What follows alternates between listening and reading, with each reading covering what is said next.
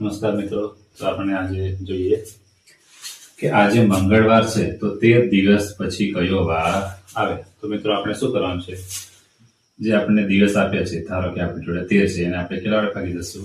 7 વડે. તો 7 વડે ભાગીએ કે 7 એકા 7, 7 દુ 14 થઈ જાય છે. આપણે શું લેશું? 7 એકા 7. 13 માંથી 7 જાય એટલે કેટલા વધશે? આપણે 6. તો હવે આપણે શું કરવાનું છે, જે શેષ વધ્યા છે એને આપણે મંગળવારનું મળીશું. તો મંગળવાર પ્લસ કેટલા લેવાના છે? 6 દિવસ. તો મંગળવાર પછી આપણે બુધવારથી ગણવાનું છે. તો ગણીએ આપણે 6 દિવસ મળશે. બુધ, ગુરુ, શુક્ર, શનિ, રવિ, સોમ. તો આપણો વાર કયો આવશે? સોમવાર.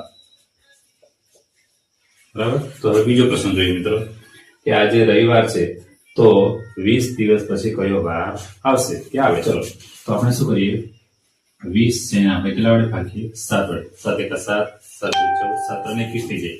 તો આપણે કેટલા લઈશું? 7 દુ આપણે લઈશું 14. તો આપણે જોઈએ 10 તો કેટલા વધે? 6. 1 માંથી 0. તો આપણે કયો વાર છે? રવિવાર. તો રવિવાર વત્તા એમાં કેટલા કરશું આપણે? દિવસ જે વધ્યા ઉમેરવાના છે 6. તો આપણે રવિવારને ગણવાની આગળથી ગણી લેવાનું. તો રવિ પછી સોમ, મંગળ, બુધ, ગુરુ, શુક્ર અને શનિ. તો આપણો વાર કયો આવશે?